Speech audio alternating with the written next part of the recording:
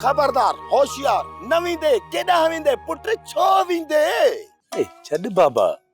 छुतो छुतो करी असां फ़कीरनि खे तू कारो ही मूंखां वधीक कारो ही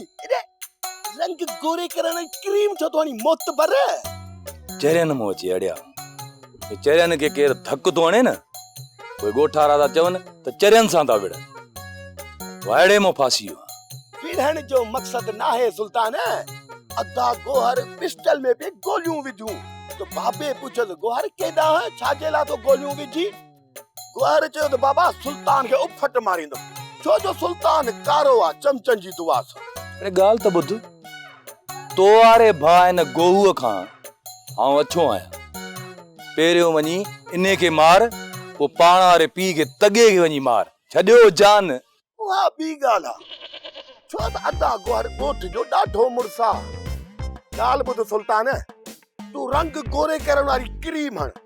छो त अदा गोहर जी नज़र में तूं कारो आहीं हाणे रस्तो छॾ त मां वञा बाबा ॻाल्हि ॿुध हे रस्तो मां कॾहिं बि कोन छॾींदोमांइ छो जो हे रस्तो मुंहिंजो ख़ानदानी आहे चमचन जी दुआ सां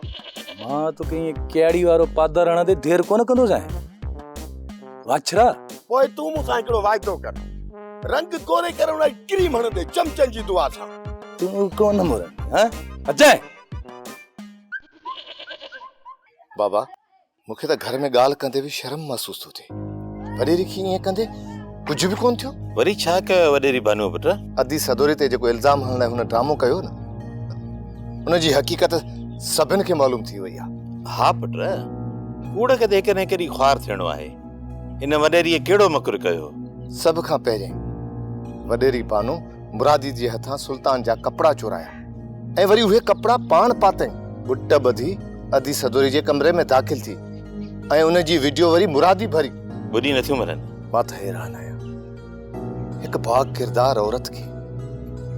किराणे जे लाइ वॾेरनि जूं औरतूं ईअं बि करे सघनि थियूं पर पुट वॾेरनि जा कम बि असुल लथा पिया थी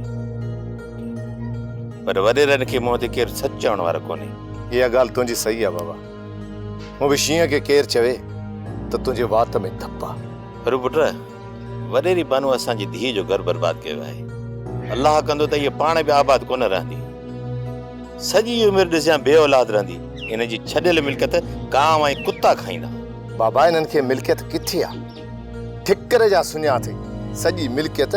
नेहरू जी आहे इहे हुनजे टुकड़नि ते पिया पलजनि अलाह कंदो त परावन टुकड़नि ते सॼी ज़िंदगी गुज़ारींदा जेकॾहिं भेण सदोरी अचे न त हुनखे आथत ॾिजाए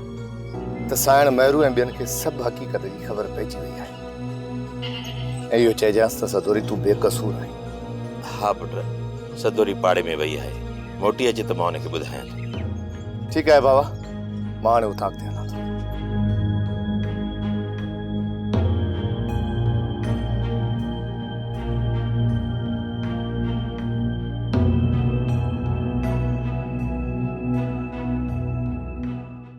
सोप सीरियल सिंध जाई तमाम एपिसोड्स ॾिसो हाणे HD क्वालिटीअ में विज़िट करियो असांजो YouTube channel Sindh TV HD drama subscribe कयो असांजो official YouTube channel Sindh TV HD drama ऐं वधीक अपडेट लाइ बेल आइकन खे क्लिक करियो